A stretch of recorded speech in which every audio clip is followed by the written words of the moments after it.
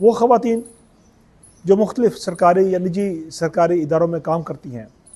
अगर उनके कोलीग्स,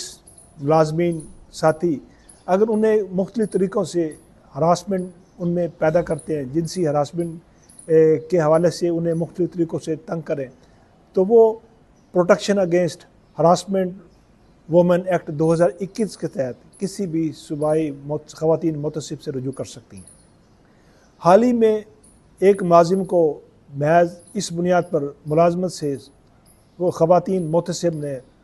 बरतरफ कर दिया कि उसके ख़िलाफ़ अपने कोलीग ख़ातून को हरासमेंट करने की उसके ऊपर एक शिकायत थी। फैसलाबाद डेवलपमेंट अथॉरिटी के एक मुलाजिम ने अपने एक साथी कोलीग पर उन्हें नाजायज़ तंग करने की कोशिश की और उसे जिनसी ताल्लुकात बनाने के लिए मुख्तलिफ़ हरबे इस्तेमाल किए। उसकी शिकायत पर सूबाई मुतसिब ने, ख़वातीन मुतसिब की जो अपना अदालत है,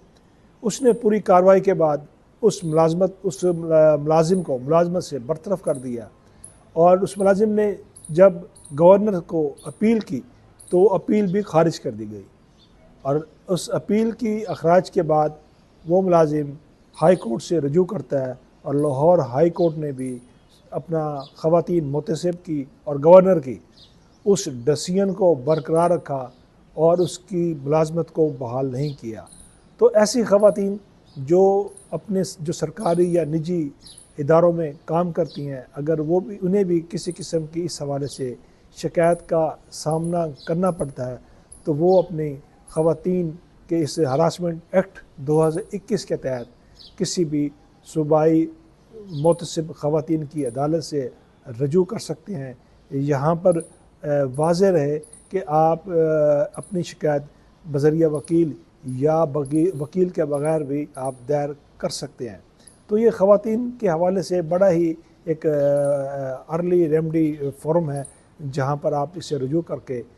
ऐसे अनासिर को उनके मंतकी अंजाम तक पहुँचा सकते हैं जो इस किस्म की गैर अखलाकी और गैर कानूनी हरकत में मुलव्वस होते हैं।